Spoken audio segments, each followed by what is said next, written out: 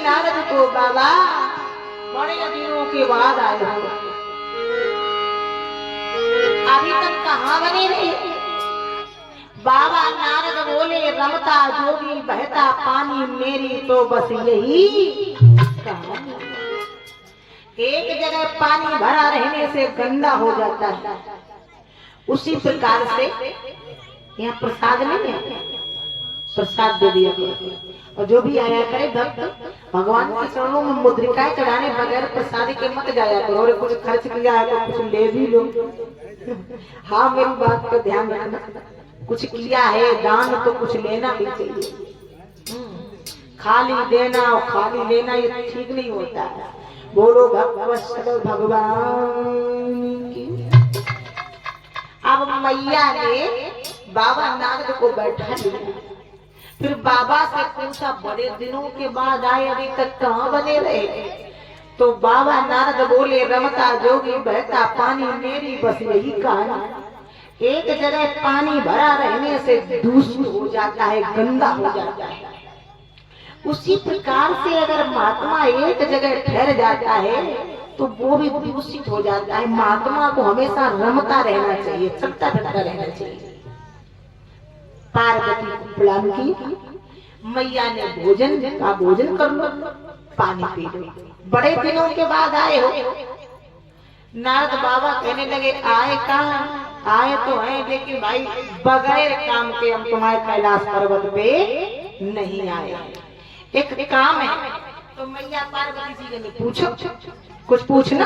कहा कोई बात है? हाँ बोलो, क्या पूछना है? कैसे आए? तो बाबा नारद बोले मैया मेरे दिल में एक बात की शंका है। क्या शंका है?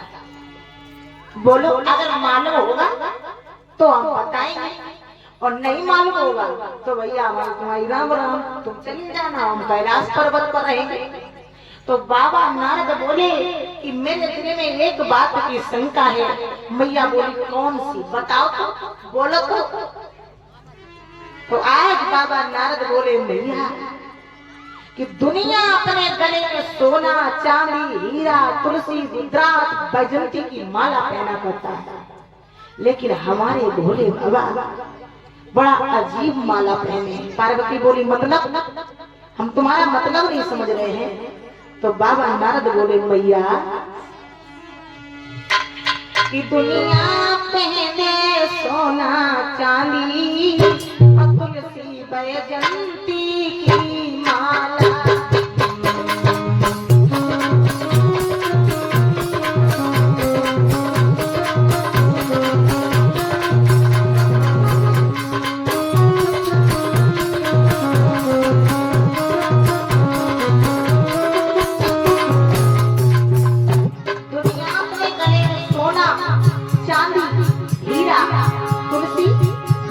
रुद्राक्ष की माला पहनता है, लेकिन मेरे भोले बाबा मैया मेरे भोले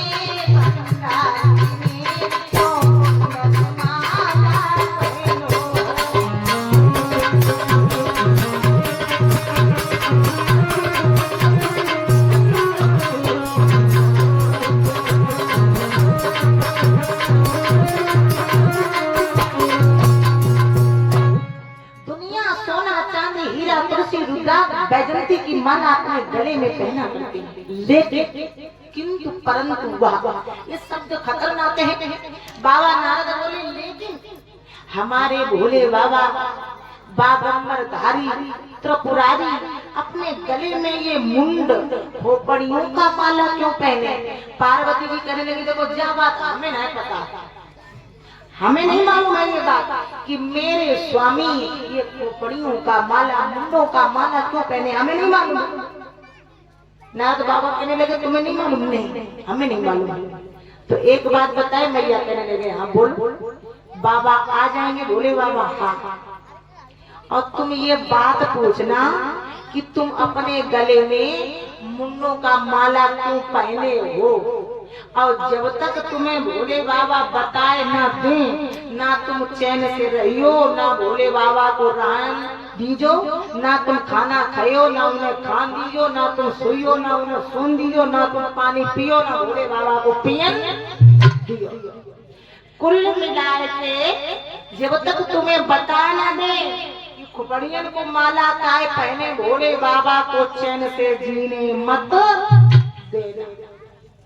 अब नारद ने उल्टी लकड़ियां घुमाई और इधर से हुआ नारद बाबा का जाना, अब उधर से हुआ मेरे भोले बाबा का आना। याद नहीं? और धीरे धीरे आए गए भोले बाबा, और होले होले आए गए भोले बाबा, धीरे धीरे आए गए भोले बाबा, होले होले आए गए भोले बाबा, भोला तो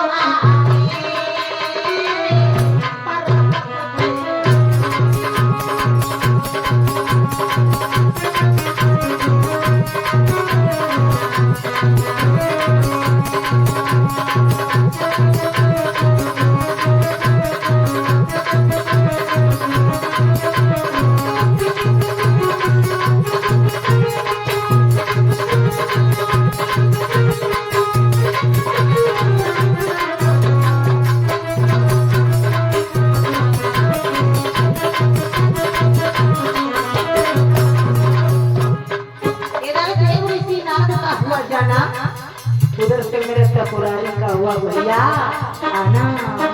धीरे धीरे आए गए भोले बाबा, भोले भोले आए गए भोले बाबा, भोला तो आए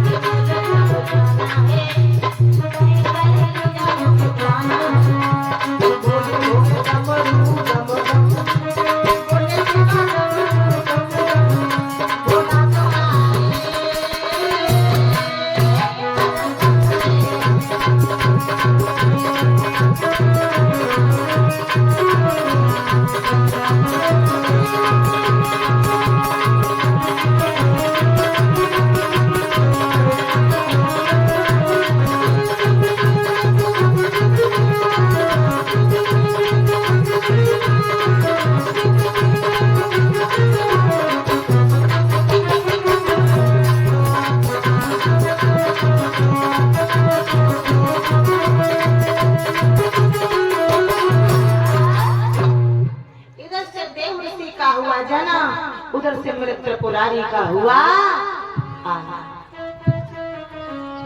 भोले बाबा पर्वत पर आए। जब वो भोलेनाथ पर्वत पर आई, वैसे देवी जी बड़ा खुश मिलती थी, और आज तो इतनी रूठी गई, इतनी रूठी गई, पहले से उनने डेकोरेशन लगाया। हाँ, मैया बड़ी रूठी रूठी बैठ गई।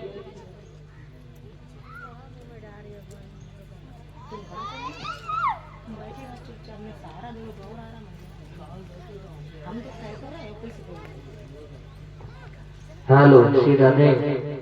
अब इधर अब मैया पार्वती बैठ गई। 2 कुंटल को मुंह लटकाए के ध्यान देना। बाल हट, राग हट, नार हट, 3 प्रकार की हट होती है। मेरे बूढ़े बुजुर्ग बैठे हैं। बाल हट, राग हट, नार हट। अब मैया हट कर गई। रोज भोले बाबा आते थे तो हंस के बोलती थी, पानी पिलाती थी, भोजन खिलाती थी, बड़ा प्यार था। लेकिन आज तो मैया बोली ना।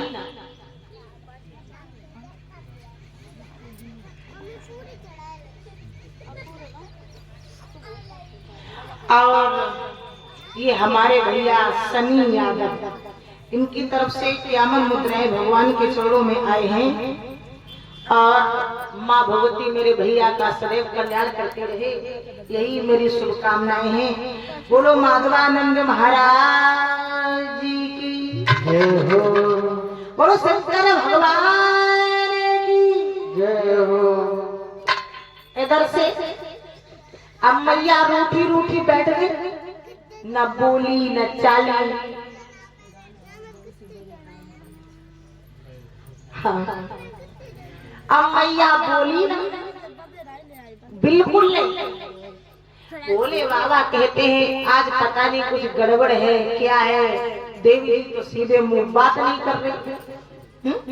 रोज तो बोलती थी, चालती थी, अच्छे से बैठाती थी, आज बोल नहीं रही है। तो बोले बाबा गई बोले गौरी, पार्वती जी नहीं बोली, गौरा पार्वती जी नहीं बोली। भैया तो थोड़ा इको डालो, आवाज सिंगल कहाँ चले गए? इधर आओ भैया, वो तो सूखी सूखी आवाज निकल रही है, पता नहीं कहाँ। अब भोले बाबा ने बुलाया, इनको थोड़ा कहाँ चले गए भैया?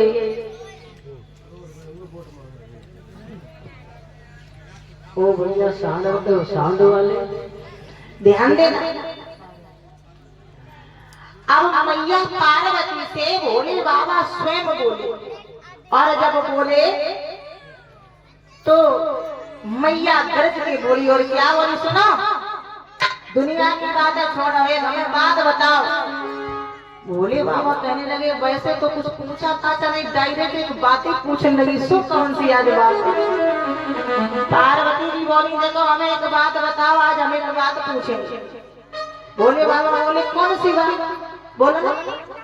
कहने लगी आज हमें एक बात पूछेंगे और वो बात तुम्हें बतानी पड़ेगी। तो आज मैया गौरा बोली स्वामी कि दुनिया पे हीरा मोती तुलसी बैजंती की माला।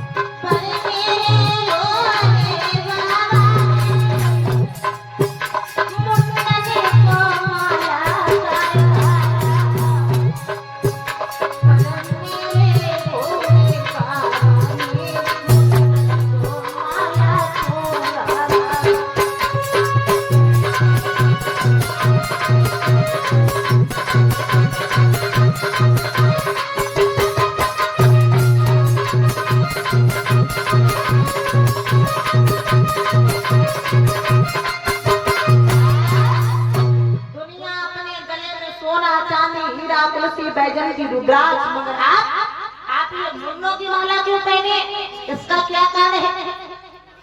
बोले बाबा बोले बड़ा गर्मी से बोली नहीं, लेकिन धीरे धीरे बोलो, धीरे धीरे बोलो। हमाओ मन हमें अच्छे लगे, हम पहने, हमाओ गला, हमारी माला तुम्हें जैसे लेना देना था। पार्वती जी का देखो सोना है, आज हमें बताओ तुम अपने गले में ये खोपड़ियों का माला क्यों पहने? बोले बाबा बोले यह बताओ ये नारद तो नहीं आए? बोले बाबा बोले कि ये नारद तो नहीं आए थे कैलाश पर्वत पर, कहीं आए तो होते और अब वहीं चले गए। बोले बाबा कान लगे नरदुआ ने आगी लगाई दे और जा आगे अब बुझवे की ना। बोले बाबा कहने लगे हमारा मनु हमें अच्छे लगे, तुम्हें जैसे लेना देना का है तुम बताओ क्या? मैया कहने लगी सुनो हमें बताओ, जब तक आप नहीं बताओ।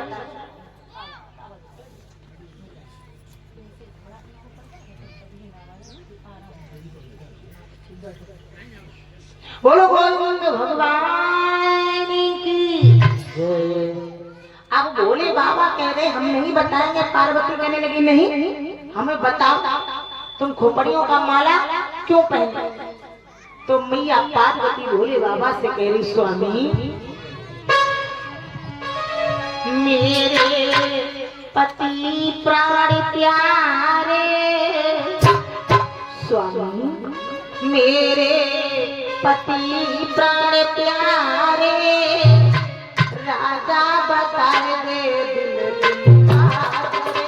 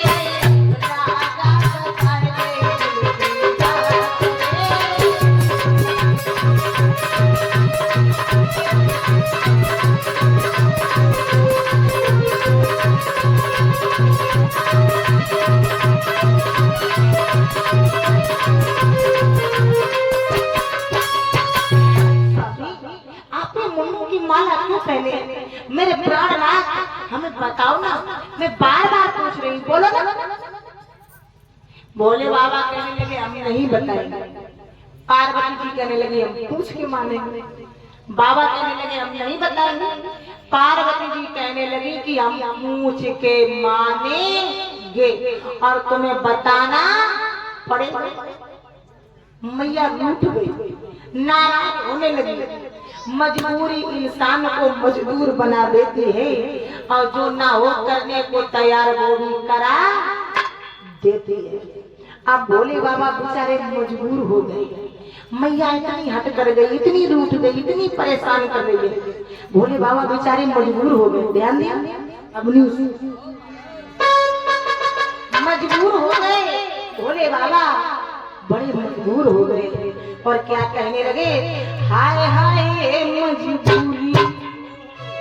अब तो इतनी बड़ी मजबूरी है, मैया मान नहीं रही है। सुनाओ, बताओ ये मुंडू का माला क्यों पहने, बोलो ना। अब मैया बहुत परेशान कर रही है। तो भोले बाबा कहते, हाय हाय मजबूरी, अब बताना बहुत जरूरी। और पार्वती जी रूठ गई है और समझ न मेरे आए, हाय हाय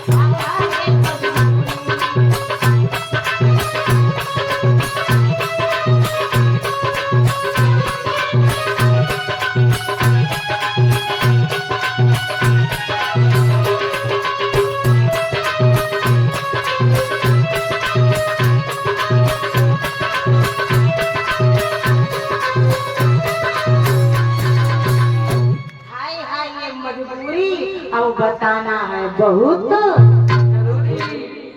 पार्वती जी रूठ गई, समझ ना मेरे आए और 2 टके की बात के पीछे मेरी लाखों की बात जाए। अब पार्वती को कौन समझ आए। अब मैया रूठ गई, हाँ, जब मैया रूठी तो भोले बाबा बेचारे मजबूर हो गए। और जब मजबूर हो गए तो भोले बाबा बोले तुम्हें बताएं। पार्वती बोली हाँ, तुम पूछ के मानोगी। हाँ, अगर ना बताए तो सो कैसे ना बताइए।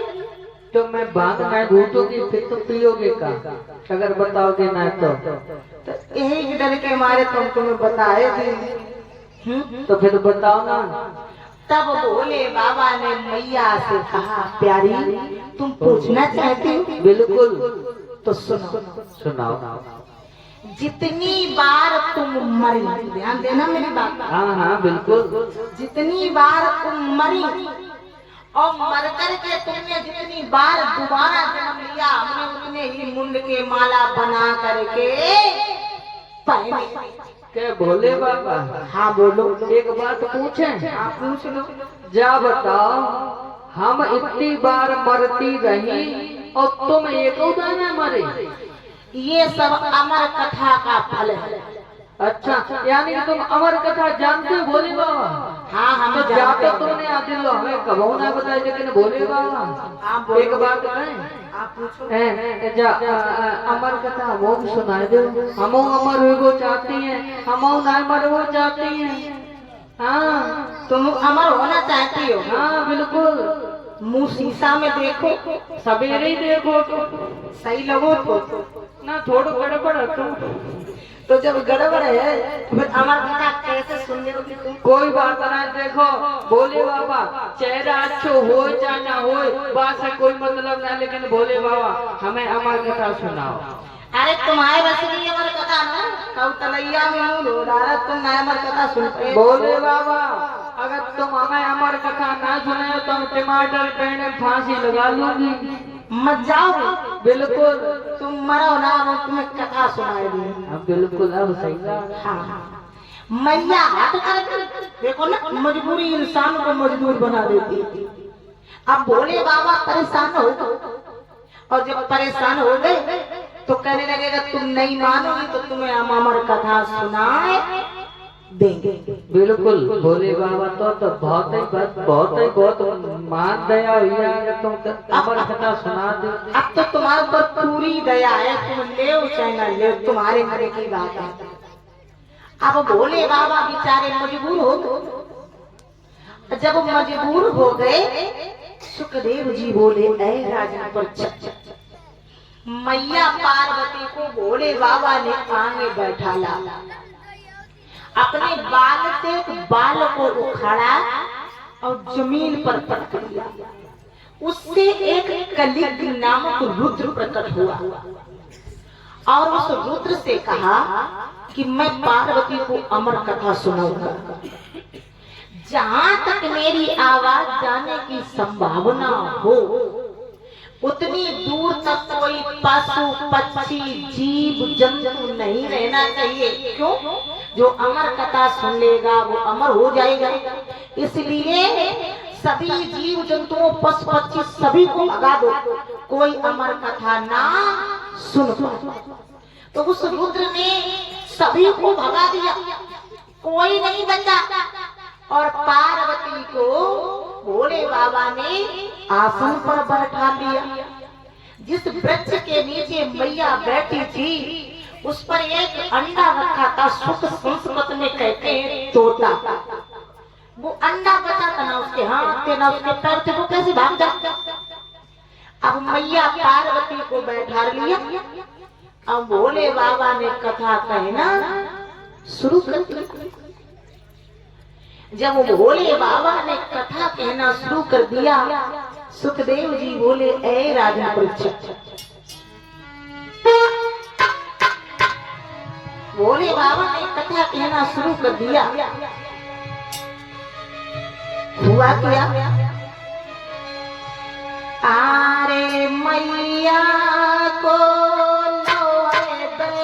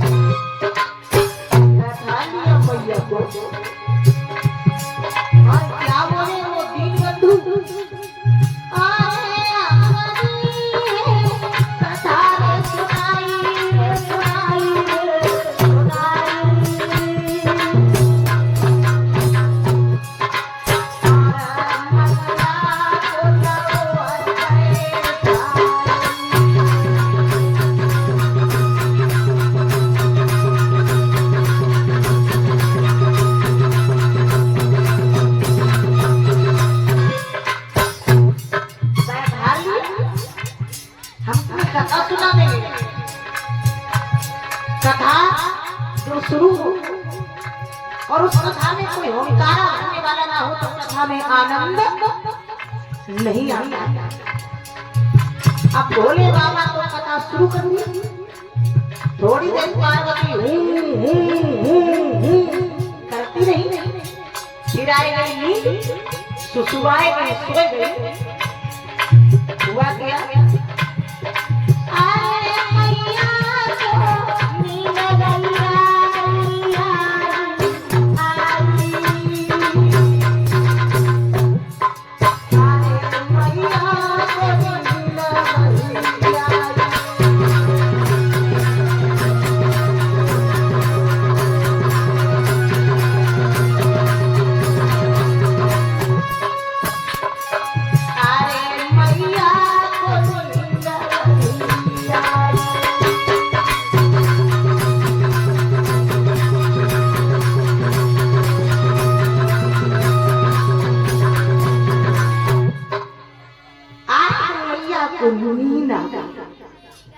थोड़ी देर तो शौक बड़े जूही के ना, थोड़ी देर करती, फिर आएगी सोई। सुखदेव जी बोले, ऐ राजन परीक्षित, अब पार्वती जी तो सोई बोली, अब हम सारा कौन कथा में बड़े कहा जाता है। एक मेरे बुजुर्ग विद्वान गीत गाते हैं अवनीश, बहुत प्यारा गीत है, बहुत अच्छा है। इंडिया बाई के घर जाइए, जिसके घर में भगवान का भजन ना आता हो उसी के घर में जाए। पार्वती को नींद आ गई। अरे इंडिया बाई के घर जाइए, जा घर राम बजना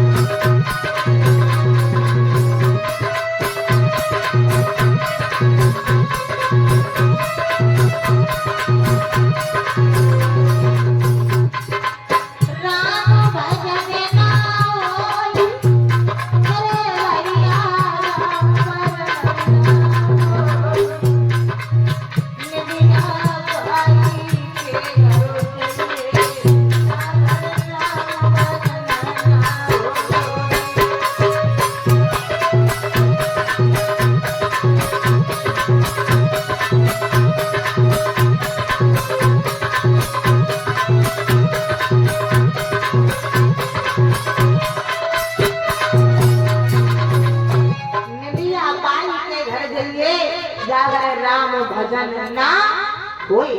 अब पार्वती शंकर से बोली, कथा सुनाए दे मोए। और भोले बाबा कथा कहते रहे, सो पार्वती गई।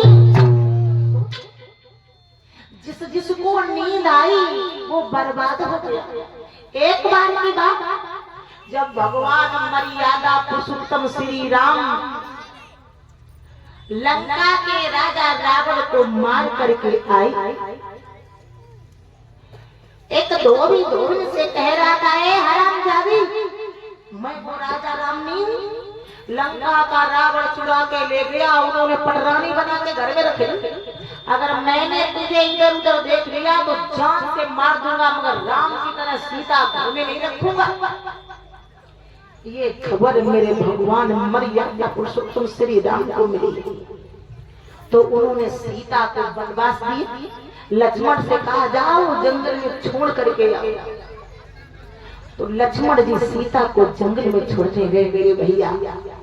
अब लक्ष्मण जी सोच रहे थे कोई ऐसा बहाना मिल जाए जो मैं सीता को छोड़ करके चला जाऊं, कोई बहाना ढूंढ रहे थे।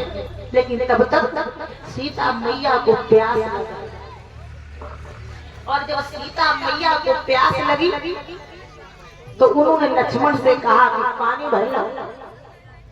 और जब लक्ष्मण जी पानी भर के लाए तो मैया को नींद आ गई मेरे भैया। और जब मैया को नींद आ गई और मैया सो गई। एक बार भगवान कन्हैया उन सखियों को छोड़ करके कहां गए? मथुरा। मथुरा से द्वारिका चले गए। राधा विलाप कर रही थी, ज्यादा प्रेम था।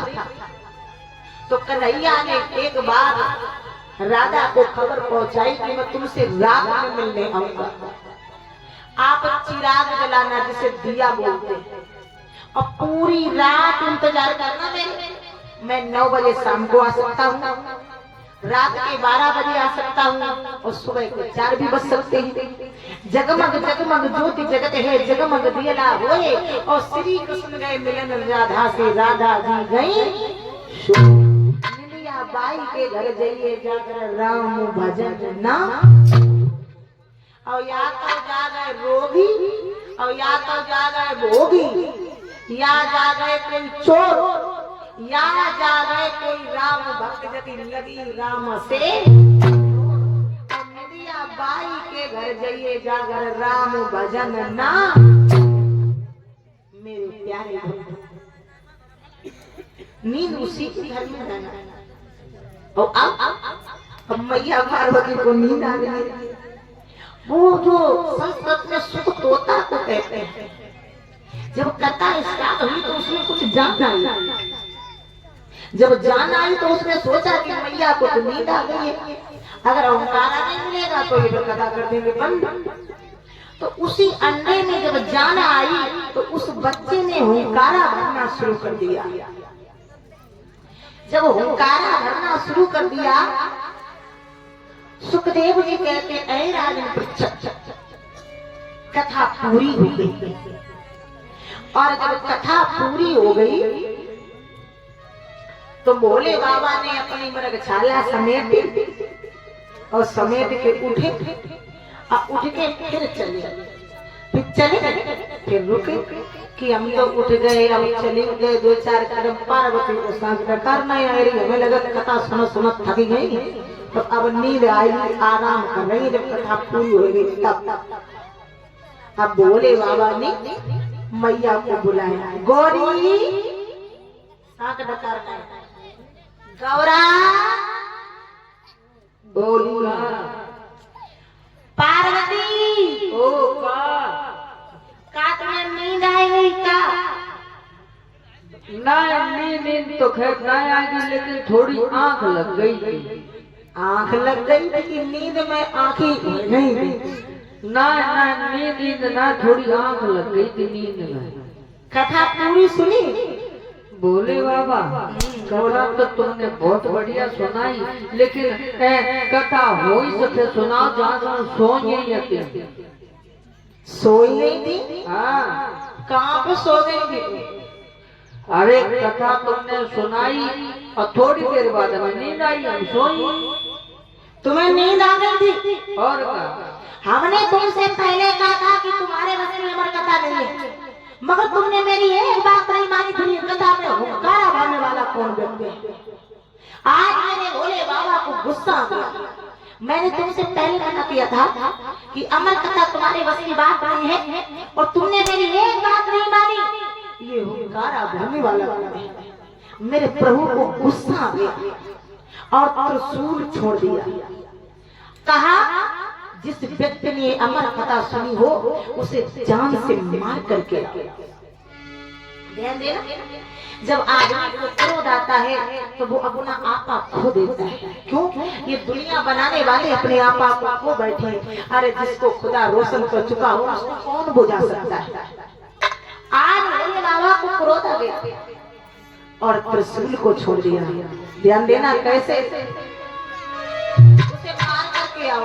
किसे? जिसने ये अमर कथा सुनी है। कहते हैं सुखदेव जी, ऐ राजा परीक्षक, अब हम आगे आगे और त्रिशूल पीछे पीछे चला रहा है। आरन की विधाता की नाई तरी,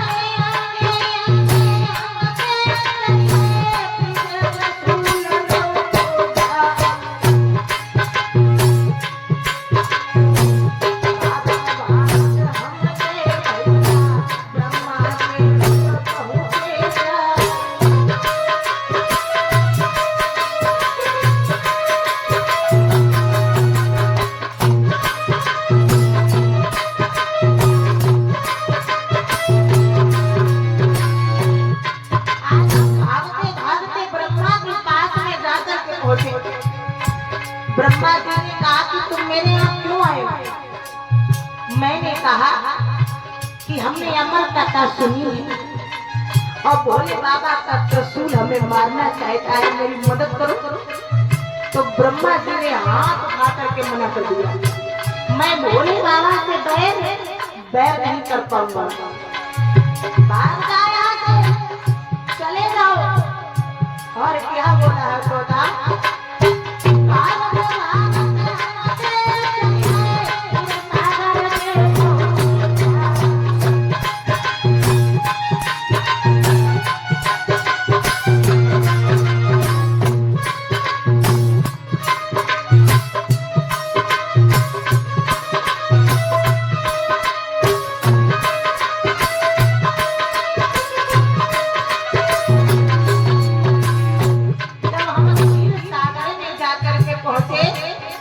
बैकुंठ धाम में कौन लेते थे? और मैंने उनसे जाकर के अपनी व्यथा को सुनाई, प्रभु हमारी मदद करो ना। ओ मेरी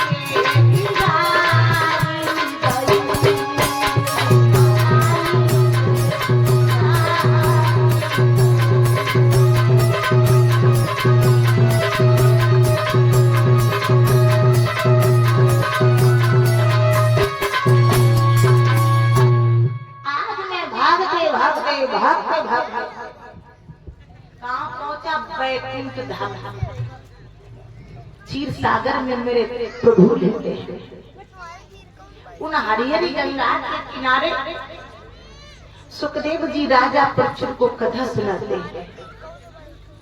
मैं भागते भागते, ऐसे हम सुखदेव लोग नहीं कहते, सुखदेव होना आसान नहीं है। मैं क्षीर सागर में पहुंचा, मैंने भगवान विष्णु से मदद मांगी, प्रभु हमारी मदद करो। मैंने अमर कथा सुनी है ना, भोले बाबा का त्रिशूल हमें मारना चाहता है, हमारी रक्षा करो। कहा जाता है कि बनी के चेहरे पर लाखों निशान होते हैं और बनी जब बिगड़ जाती है तो प्यारे दुश्मन हजार होते हैं।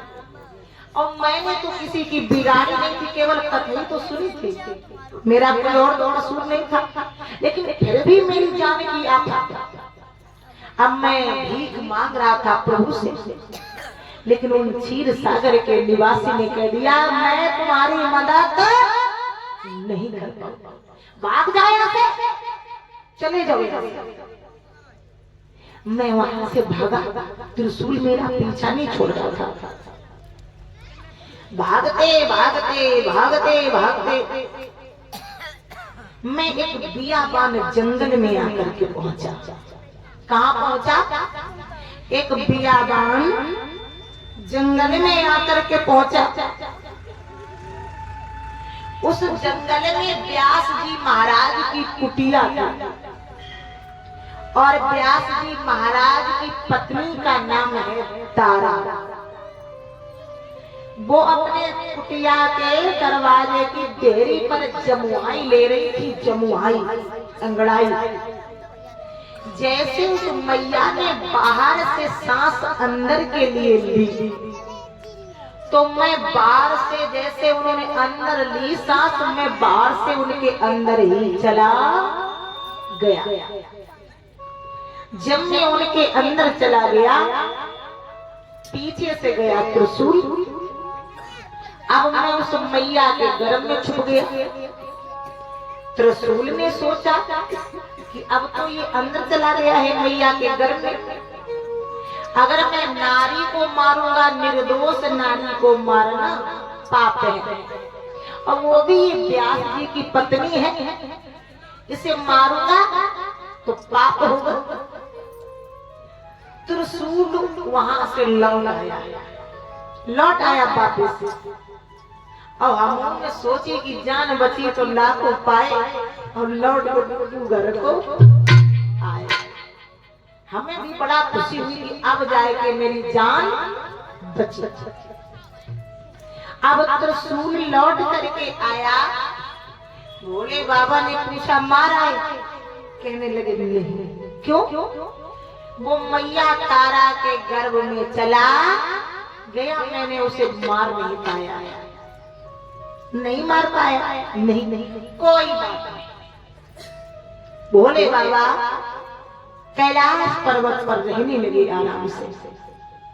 हरिहरी गंगा के किनारे बैठे हुए सुखदेव जी राजा परीक्षित से बोले, ऐ राजा, धीरे धीरे धीरे धीरे समय गुजरा। बेटा 7 मास में होता है, 9 मास में भी हो जाता है।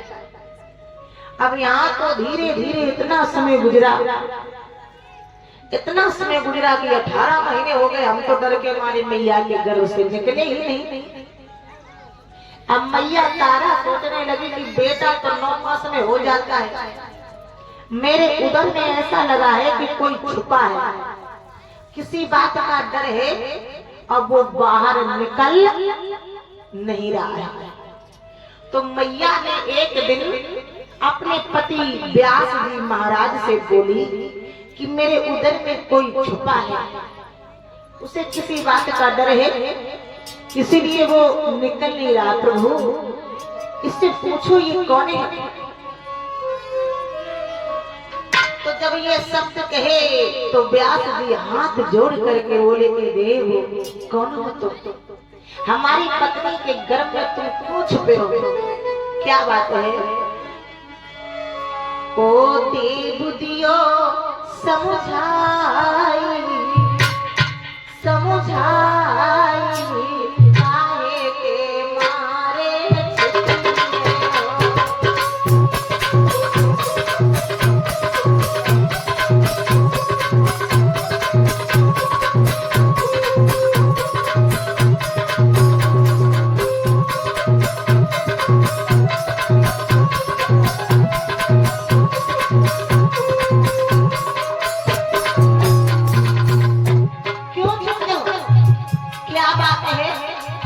तुम हो ज्ञानी, तुम महाज्ञानी,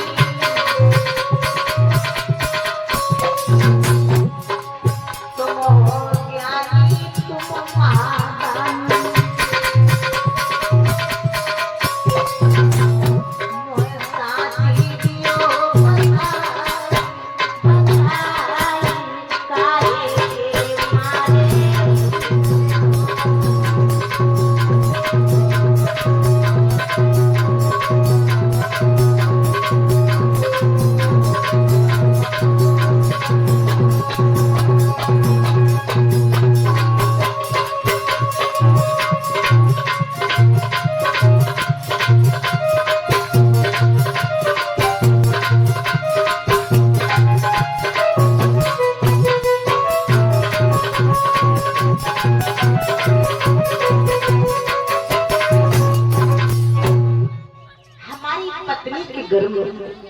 तुम क्यों छुपे हो? तुम कौन हो? बोलो। हमारी पत्नी के उदर में क्यों छुपे हो? मैंने कहा हमें भोले बाबा के त्रिशूल का डर है और उसी डर की वजह से हम निकल नहीं रहे। अगर हम बाहर निकलेंगे ना तो हमें भोले बाबा के त्रिशूल से मार दिया जाएगा, इसीलिए हम नहीं निकलते। व्यास जी बोले मैं तुम्हें वचन देता हूं, तुम बाहर निकलो, तुम्हें भोले बाबा का त्रिशूल किया दुनिया के देवता जमा हो जाए तुम्हें कोई मार नहीं सकता है, तुम निकलो। तो मैंने कहा प्रभु मैं ऐसे निकलने वाला नहीं, कैसे निकलोगे? बोल बताओ। फिर तुम कब तक इस मैया के गर्भ में रहोगे? कोई तो सीमा है, किस प्रकार से निकलोगे? मैंने आवाज दी, ये संसार है ना ये माया से भरा है, और हम माया में लपटना नहीं चाहते हैं। हम जब निकलेंगे, जब ये संसार माया से विलुप्त हो जाएगा, माया नहीं होगी, तब निकलूंगा। व्यास जी कहने लगे माया में सब सनी, माया में हम हैं, माया में ब्रह्मा, माया में विष्णु, माया माँ ठगनी हम जानी, और तुम कहते हो कि हम माया में नहीं निकलेंगे। ऐसा कैसे हो सकता है? कहते हैं सुखदेव जी, ए राजा, मैंने कहा मैं जब ही निकलूंगा जब ये संसार में माया नहीं होगी। तो हमसे व्यास जी बोले ये माया खत्म कैसे होगी? तो मैंने कहा तुम तीनों देवताओं को बुलवाओ और उन्हें बुला करके इस संसार को निर्मोही करवाओ, तब मैं बाहर निकलूंगा। जब मैंने ऐसे शब्द कहे तो व्यास जी महाराज ने तीनों देवताओं का आवाहन किया। कैसे किया? मेरे ब्रह्मा जय हो